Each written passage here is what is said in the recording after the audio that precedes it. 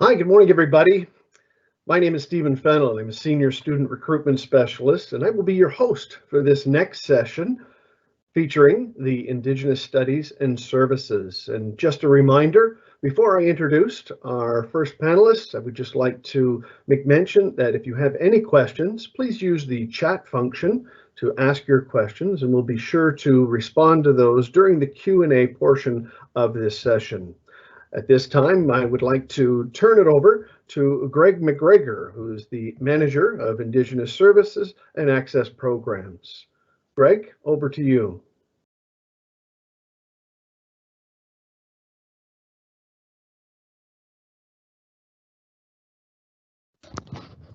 Greg, you'll just have to mute yourself real quick.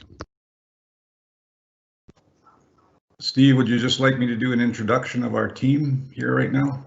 If you would, please, that would be great. Greg, I don't have everybody on the list.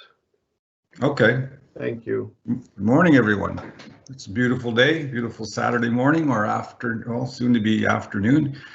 And today we're excited to present information about our 3 Indigenous focused programs that are offered at Georgian College. And we have a team of people here with us to provide the information.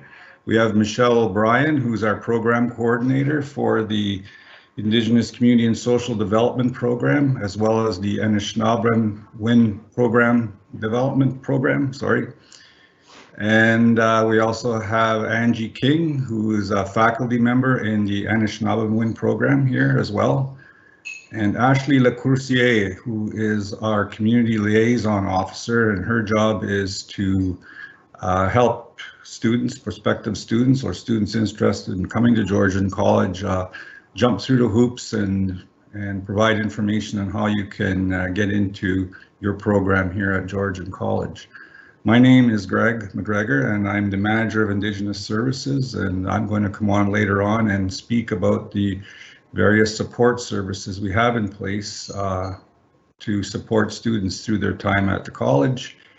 And so I'll be providing that information, and Michelle is going to provide the bulk of the information about the academic programs. There are 3, 1 certificate program and 2 diploma programs. So that's about it for me. I'll turn it over, Steve, to you, and maybe you can go over to Michelle and she can provide the overview.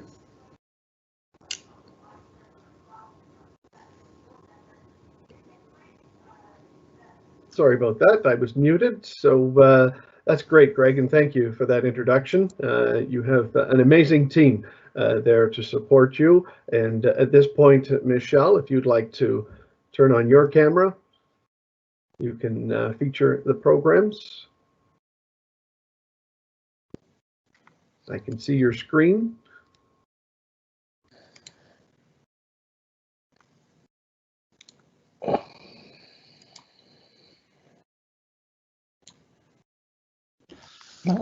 Anin Bojo Mano-Gajeb. My name is Michelle O'Brien. As Greg said, I'm the coordinator of the Indigenous Studies programming. Welcome. I'm very happy to be here today and talk a little bit about our Indigenous Studies programs that have been running for quite a long time, actually, a couple of them. And I just want to say I'm happy that you're all here today with us. So first we have our General Arts and Science program, Shki Miikan, which is New Road. It's a certificate program and it's 1 year. It has a common year with the Indigenous Community and Social Development Co-op Diploma program, which is a 2-year program. So both programs come into the first year at the same time, and individuals wishing just to leave with the certificate leave after 1 year, and then the others continue on to the 2-year program. Really proud to say that Shki Miikan has been around since 1995, so we're in our 25th year for this program, and it's well established, and it's a fantastic foundational year for any prospect student to come into. And then our Indigenous Community and Social Development program started in 1996. So it has been established for many, many years now. And then we have our Anishnaabemowin and Program Development Diploma Program, and it's a 2-year, and it has been around since 2013. And this fall, really proud to say that we have 14 students registered, and they are learning online. So why take Shki Road? Well, you can experience a unique blend of cultural teachings, language, and academics. You can also enjoy a home away from home in our Indigenous Resource Center and take part in cultural teachings, craft workshops, guest speaker events, feasts, and more. It is also a direct pathway option into our year 2 of the Indigenous Community and Social Development Program. So some students, they'll come into the 1-year program, and after a few weeks, they feel comfortable and they want to belong and stay and with their classmates, and they can very comfortably go into the 2-year program, which is wonderful. You can obtain a foundational year to embark on a journey to further education and choices. Here's some pictures of around the center over the years with the students having fun. We're really big on having feasts and feeding the students, which is absolutely wonderful. And also our extracurricular activities. Every year, our first-year students will make a drum, and we have other activities for the students to join as well. So just thought it would be really nice just to put in some pictures and so that you can see what we do. So why take the Indigenous Community and Social Development Program? Well, you could be graduate job ready in 2 years for a variety of frontline positions, such as outreach worker, cultural resource specialist, restorative justice coordinator, youth worker, student advisor, or court worker, just to name a few. I've been very, very blessed to be part of the program for almost 20 years, and I cannot stop smiling when I think of our grads in these roles out in the community, and it is just really touches my heart, and it's something that you could do too. So experience a unique blend of cultural teachings as well, language, and program and project administration within one program. In our second year in the ICSD program, students learn to create programs to run in the community, and they also get proposal writing, and they can learn to write a proposal to run those programs in the community. So there's entrepreneurship opportunities as well. You can gain valuable work experience and workplace connections with exciting work integrated learning opportunities. There are 2 co-ops that are mandatory with the ICSD program at 425 hours. Each co-op runs from May to August, and a lot of our grads have received full-time positions from the co-ops that they have taken. And it is just amazing opportunities to gain valuable experience for what you want to do. Sometimes it's great to even find out this is not what I want to do, and you can explore other co-op opportunities. So it is an added bonus to our program for sure, and to our community members as well. We also have pathway to degree opportunities available. We have articulation agreements, which a lot of our grads have taken opportunity with. And but to find out more, just ask us, and we'll be able to tell you for sure. So this could be you. Here's some of our grads with our elder, Ernestine Baldwin, who participates in every single graduation for the students. And it's just amazing. So look at all those happy faces, and this could be you. I'd like to introduce Angeline King, though. She'd like to say a few words about the language program. And Angie, you're more than welcome to if you want to read the slide. And seeing you're such a valuable member of this program, it would be really nice to have your words.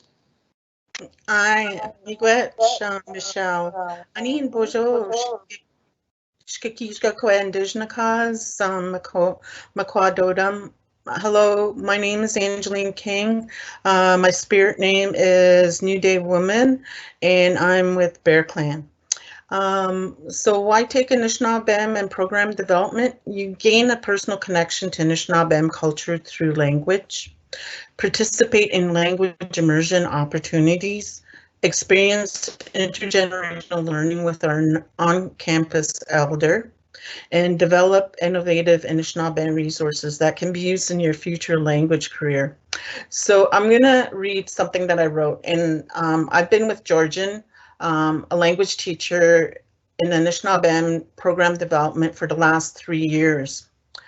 When a student enters into the program, they'll experience substantial language, speaking, reading, and writing practices.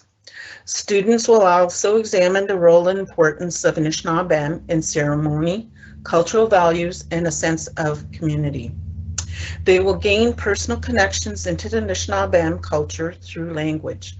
While at Georgian, they'll develop innovative resources that they can use in their future language careers. This year, the program has a unique resource in virtual reality, the first of its kind in any college that we know of so far here in Canada. With the collaboration of Rob Thurl and the Indigenous Services, we have worked hard over the summer to complete our language in the home through virtual reality. Students can now enter the virtual reality in class and have experience exploring alternative ways to conduct learning on the land activities, using a 360-degree video and the Engage VR platform. This is another way the college has accelerated learning during the COVID pandemic for students to experience a different technique of learning skills. This isn't just virtual reality, it's future reality for the students in the Anishinaabe program development. Miigwech.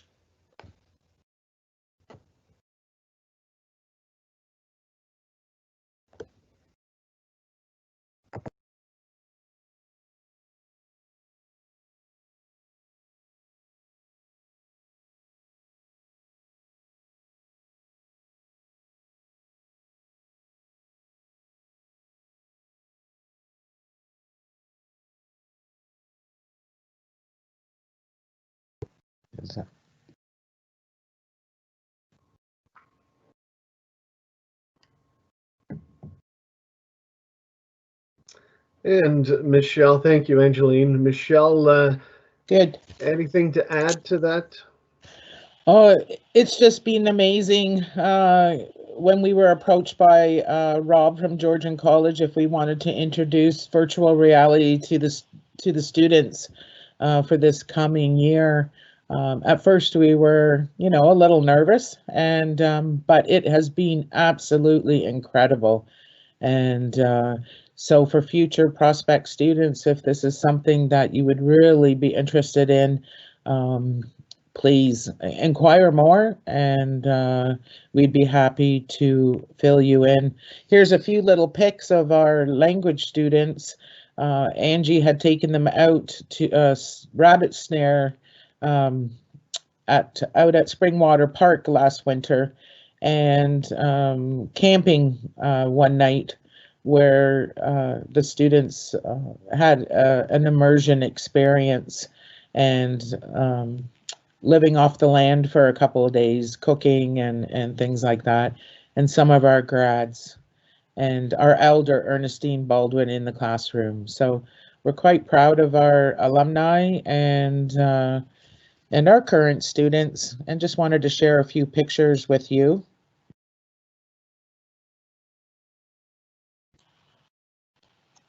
That looks great, Michelle. So join us, and you can be part of our community too as well. It's grown quite a bit over the years. Just because you graduate doesn't mean you're not part of our community still, because you are. And that's what makes our programming so special. But and you're more than welcome. If you have specific program information that you would like to inquire about, please contact me. I'm always available. So over to Ashley or Greg, that'd be great.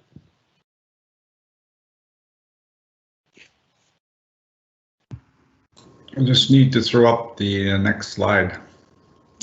Okay, thank you, Michelle, and thank you, Angie. So it's a good overview of the 3 programs that are offered at our college. We have 7 campuses. Those 3 programs are offered at the Barrie campus. There are 6 other campuses, and we have resource centers at 4 campuses. At the Barrie campus, Midland, Orillia, and Owen Sound. We're very fortunate as a college that we have more than one resource center, and we have them spread out across the region. So if you're at one of those 4 colleges, I would invite you to participate in the resource center. So you may be asking, well, what is a resource center? Well, a resource center, as Michelle mentioned earlier, can be a home away from home for you. All of the resource centers are staffed. We have an advisor, a student advisor, an Indigenous student advisor at each of the resource centers, a counselor at the Barrie campus, and we have other staff, support staff, who are working through those resource centers to connect with all of the students, all of the Indigenous students on campus, as well as other students as well, and to provide a range of supports to students. Those supports can range from academic supports to food supports. We quite often have luncheons in the resource center. We have a kitchen or a fridge at every resource center, so there's a place where you can come in and have some snacks. We have the visiting elders at 2 of our resource centers currently, Owen Sound and Barrie. And the visiting elders provide guidance to students. That's their role. They're not full-time, but they come in regularly during the week, and they're there to help students with not only academic advice, but more pertinently, I would think, just personal advice, life advice, if you will. And our place, a person that a student can go to talk about whatever is going on in their life and how it's impacting their current life, their student life at Georgian College. So the visiting elders have been around for many, many years at the college, at Georgian College, and we're very proud of the work that they do. There are a number of workshops that are held in the resource centers as well. We try to bring in resource people who bring their specific knowledge to share with the students. And sometimes those are lunch and learns. Other times it's, having just people come in and do crafting in the evenings or bringing their skills to help students do that. At the Barrie campus, we have an Indigenous education counselor. She's responsible to assist all Indigenous students at whatever campus you're on. And she's available to do that and to connect with you and to work with the student advisors at those campuses as well. So we have a student advisor at each campus, and that would be the first point of contact for a student on that campus. But if the student feels that they need to speak to a counselor for more of a long-term relationship, a helping relationship, then we have a counselor on board, and she has been with us. Her name is Kathy Marsden. Is she with us today, Michelle? No. No? No. It's too bad, but she was going to be on the call today, but couldn't make it. But she has been with us for a number of years and has a great deal of experience. So the spaces are really a comforting space. That fellow, the picture you see on the screen is the computer space within the Barrie Resource Center. And we have about a dozen computers there, and students are welcome to come in at any time and utilize the computers, use the space as study space, a place to make friends, to renew old friendships, and also work with our peer mentors. That'll be on the next slide. So we have more other staff as well. This picture you see here on this particular slide is a hand drum circle, women's hand drum circle that met weekly, and every year we try to bring students together to practice hand drumming and singing songs, and it's usually held later in the afternoon. That lady in the middle is Kathy with the brown vest on. We also have a community liaison officer, and that's Ashley Lecoucier, and she's going to be speaking in a few minutes. And her job is to work with community, work with students who are thinking of coming to Georgian College, would like some assistance maybe in learning more about bursaries or key dates within the year, what are the prerequisites to get into your program, etc. So if you have any questions about how you can come and be part of Georgian College and this community that Michelle referred to, certainly get a hold of Ashley Lecoucier, our community liaison, and she'll be speaking shortly, as I mentioned. I talked about the Indigenous student advisors. They're there at the the Midland, Orillia, and Owen Sound campuses.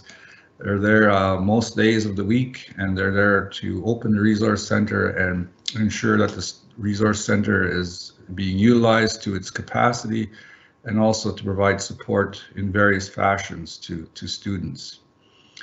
And one of the other positions we have is the Nui Giagan, or a peer mentor. So those peer mentors are students, current students, and they're there to work with students and to plan activities and to be as creative as possible in addressing the current needs of students or desires of the students in terms of what they would like to see happening.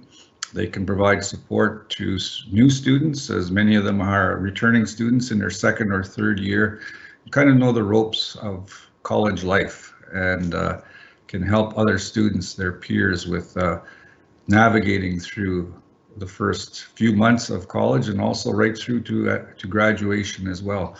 So I want to tell any potential student, if you're thinking of coming to Georgian College, you can be a peer mentor, right? You can be part of the action, so to speak, and be a leader within the student group and help other students as well.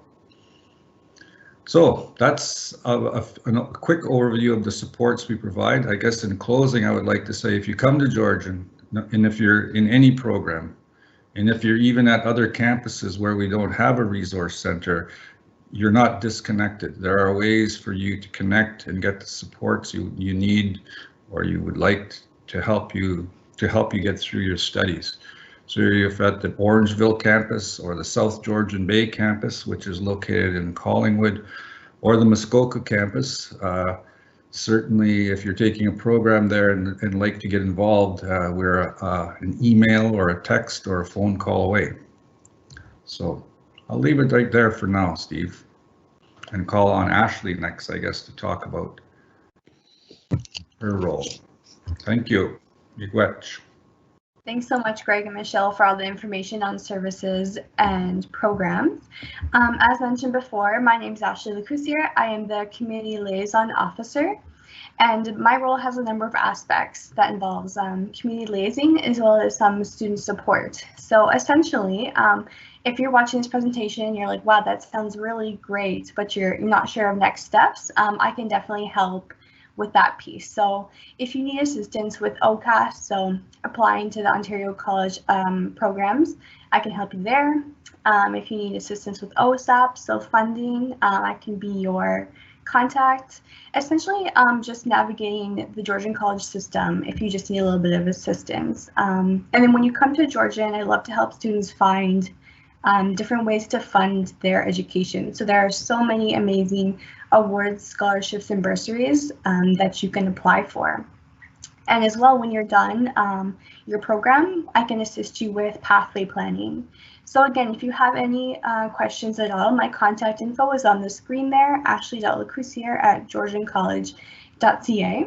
And as well, if you check out our website, so GeorgianCollege.ca, if you go click on the info tab at the very top, you click Indigenous, it'll bring you to our website, which has my contact, Michelle's contact. So definitely don't hesitate to reach out, and just miigwech for being here today. So I think we're going to start the Q&A session now. So I think we'll hand it over to Stephen. Thank you, Ashley. That was a great overview you guys provide, and believe me, having traveled around Central Ontario and visiting our resource centers, you guys really provide a welcoming environment for our students. And we've got a number of questions that have just come in here. So if you'd like, I'll start with what I see in the inbox, and then it can depend on who would like to take the question, or if you want to share the question, we can all work together. The first question I see here: if I'm not in an Indigenous Studies program, but I'm Indigenous, can I access the Resource Center services and programming? Who would like to take that question? I can. Yeah, so absolutely. So if you're an Indigenous person and you're not in an Indigenous Studies program, definitely feel free to come on by to the Resource Center and access all of our services and events. We really want you to come on over. And that goes for right now too, like we're offering our services virtually, and people are more than welcome to please come on by. Our next question states here, oh, this is a good one. It says, what can I expect from my co-op work term? I'll take that one. So your co-op, like I said earlier, runs every summer from May to August. It's usually full-time hours, and we work throughout the year to help you or match you up with your interests. So if you want to work with children, you want to work with elders, or whatever it may be, because everyone comes into the program for different reasons, we like you to have a human service co-op for sure, because that's what the program is all about, is human service. But sometimes pathway goes a different way, so we try to find what you like for sure. Yeah, so it runs for 4 months, and it's quite exciting. And like I said earlier, it can lead to a full-time position for our grads, and it has for many of them, and it's quite exciting. Michelle, there's one question I have here, and this is obviously from an eager student who is concerned about finances. They said, how much can I expect from my co-op? And you money-wise? Yeah, money-wise. Oh, well, that ranges. Sometimes it's mostly minimum wage, but we do and have had positions where students are up near the $20 mark. It depends what they choose to do. But a lot of some of the co-op positions in the summer, they are with organizations that apply for government funding for the position in the summer. Students don't have to just go to an Indigenous organization. It would be nice, but they can go to a mainstream organization that services Indigenous people, as long as it's human service. That's a good point. Michelle, the next question refers to, will you provide me with a placement, or do I have to find my own? Yeah. So yes, it's like any other job out there. You will have to apply, not just in our program. Students in all programs at Georgian College do have to apply. With our program, it's a little bit more targeted though too. Like there are paid positions that, of course, the ministry puts out, and the federal government every January and February. But if you're looking to go to a specific organization, I suggest that you cold call the organization and put yourself out there, which I'll help with you with a little script and support, most definitely. But we're a little bit more targeted in where we want to go and what we want to do. So that's the best way. Yeah, that's a good point. I know you guys provide a lot of support, and you certainly encourage a lot of students to self-advocate and take a leap and act upon themselves. So the next question, I'm just seeing them fly in here. I'm not of Indigenous ancestry. Can I still take an Indigenous study program at Georgian? Who would like that one? I can Ashley? do that one. Yeah, so Ashley, we should have little arrows. so the question was, if you're not Indigenous, can you take the Indigenous Studies programs? Correct, yes. Okay, yes. So the answer is absolutely. So every year we have a number of non-Indigenous students that are in the program, and that's been pretty common since its conception. And it's always a really welcoming space and comfortable, safe space for everyone. And the professors and coordinator really ensure that. So definitely no worries there. Feel free to apply and come join our community. I don't know if anyone wants to add anything to that, but. Nope, that's good. Thank you, Ashley. Next question I have here is, can I take the language program online and or part-time? Who would like that? Well, Angie, you can jump in if you want. Right now, we are online, but in real time. So it's a little bit different. It's not totally online where you're left alone. Our faculty log in on scheduled times for each and every course.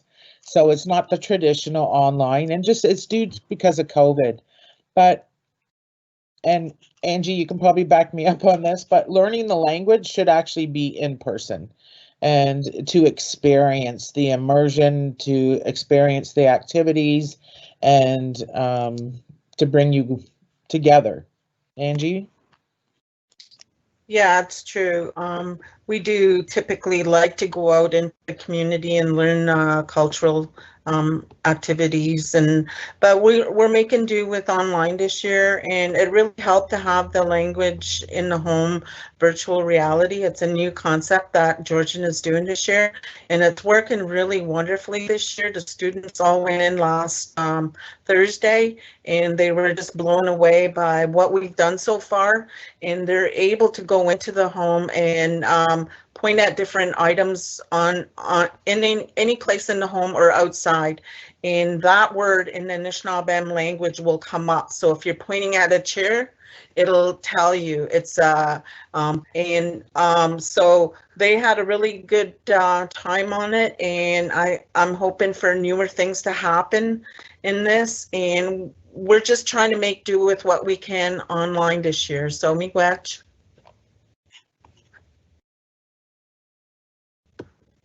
Thanks, Ange. I think you guys have done an amazing job, not unlike other faculty in other academic areas, to pivot and to respond to the situation and still maintain the quality of the education that is being offered. So kudos to you guys. There's a question here. It talks about admission requirements and the process to be admitted into a program. Who would like to talk about that? Ashley can. Ashley, over to you.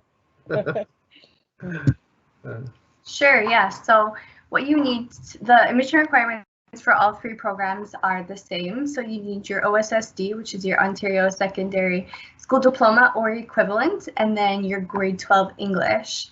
If you don't have those prerequisites, you can always chat with me, and there's different ways. Like there's academic upgrading, there's applying as a mature student, and yeah, so don't hesitate to reach out.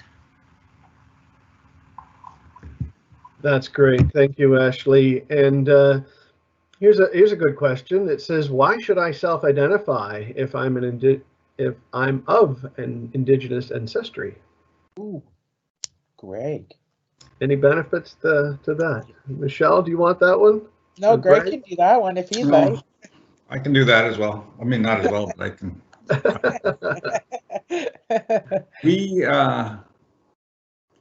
We encourage all students to self-identify, right? And there are a number of places along the way where you can self-identify if you choose, and it's not mandatory, it's your choice. But all of us, I can safely say, is that we would strongly encourage you to self-identify, and it's just a little check mark.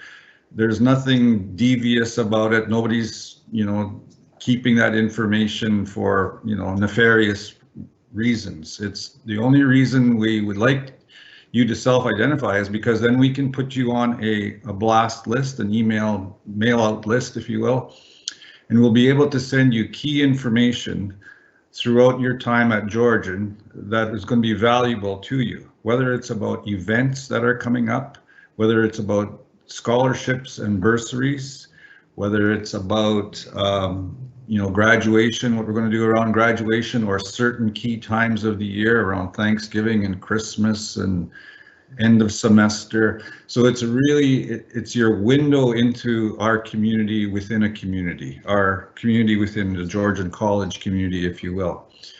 And so it's really beneficial for you to do that. You don't have to be, and don't worry about all of the legal definitions of what an Indigenous person is, whether you're First Nation or Métis or non-status or what other definition is out there. If you feel that you're Indigenous and that some place in your ancestry, you know, you come from an Indigenous community or an Indigenous nation, be proud of that and certainly embrace that and know that there's a place at Georgian for it. If I may speak a bit more to college, what we've been undertaking for the past number of years is to really infuse Indigenous content throughout the college, whether that's in the curriculum, in various programs, or whether it's the things that you can see when you're walking around campus, or whether you're part of the land acknowledgement that Georgian has supported and we've come up with our own land acknowledgement, or whether it's part of the powwow and feeling good about being that planning team. Unfortunately, we didn't have our powwow last year due to COVID-19. It doesn't look like we're going to have it again in 2021. But I just wanted to share that we've had, prior to that, we've had 15 consecutive powwows. It was to be our 15th annual last year. And I'm really proud to say that really the driver of that, the engine that makes the powwow a success is the hard work and commitment of our students who are volunteers and who embrace the powwow and are part of the volunteer crew that makes it all happen. So that's another exciting adventure you can come along with us on at Georgian, because we start planning it every year about 4 months prior. And it's lead up to a great event where we get approximately 2,000 to 3,000 people per day, or over the course of the day, I should say, that come to the event. So that's a lot of long-winded response to self-identification, but trust me, if that's one way to become involved in all those activities, by just that simple check mark on your OCAS application or on our website, and Ashley probably can tell you where you can access that form.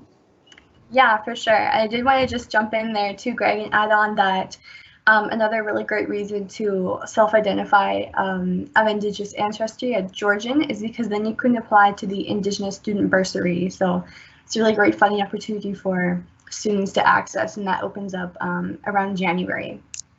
And yes, of course, you can self-identify on your OCAS application, but then self-identify again once you're a student at Georgian, and that can be found on our website. So again, go for that Info For tab at the top of the main Georgian site, go to Indigenous, and then that's all of our stuff there.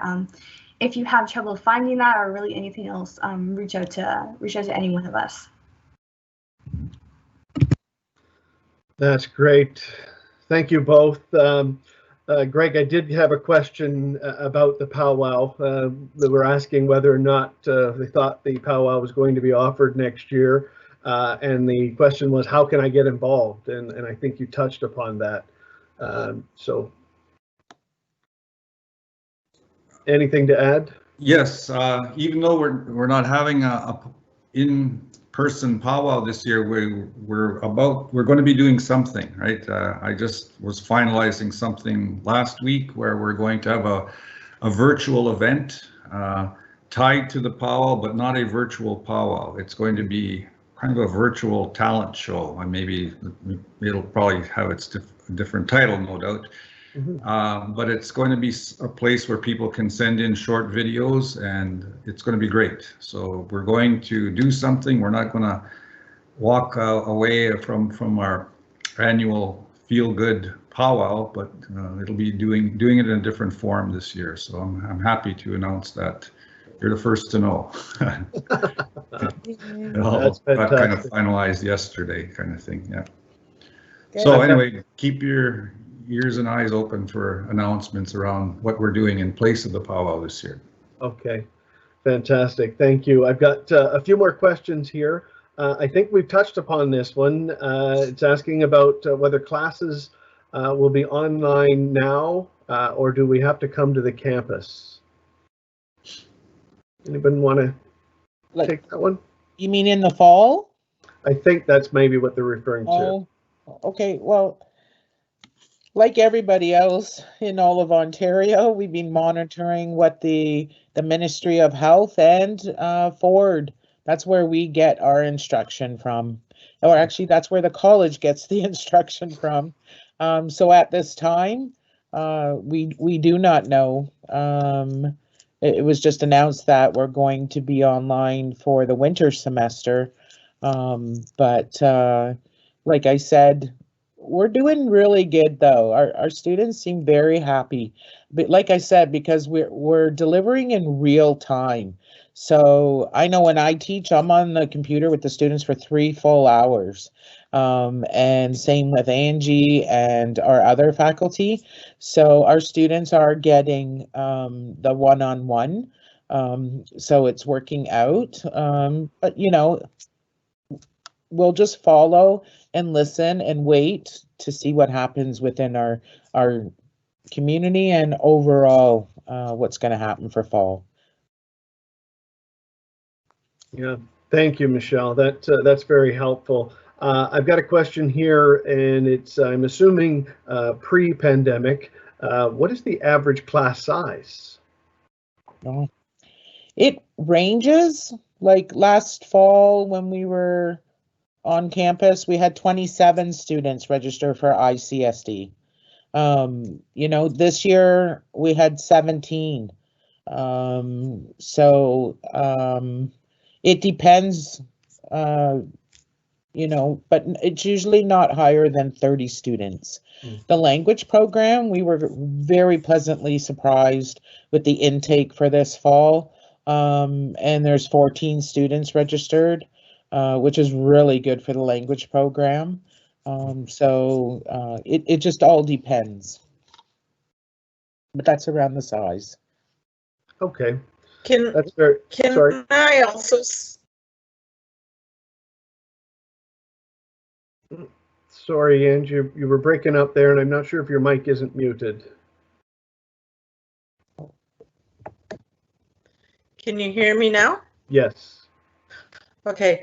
Last year we had 9 students enrolled, and we graduated 7 students this past fall. So we're really in good shape with the students, and like Michelle said, we have 14 and they all seem to be doing quite well this year so far. So I'm really happy with the numbers so far. That's excellent. I think this could be our last question, and I love this question.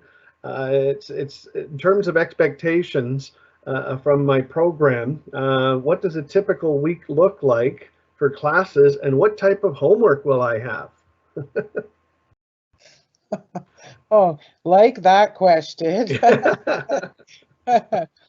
Well, in the first year for the Shki and the ICSD program, they have 4 core classes, and they have a common gen ed. So they have 6 sections a week at 3 hours each. So it's 18 hours a week. Homework, I'm just going to say maybe up to 10 hours a week for homework for both those programs. The language program is a lot larger than most programs at Georgian College. It has an extra 3 sections a week, which is 3 hours each section, which is 9 hours a week. So it has an extra 9 hours a week, and that's with the Anishnaabemowin 1, 2, 3, and 4. And that's Let's Speak the Language. So it is a big program. And then on top, there's, if you have common gen eds, you're pretty well class for most of the week. And homework wise, Angie, in the language program?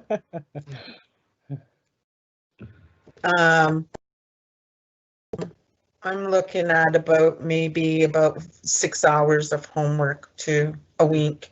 Most of it's in class. I like to do.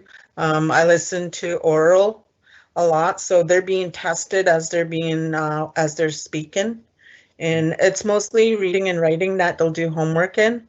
But yeah, it varies depending on what segment we are in the learning aspect, like what modem.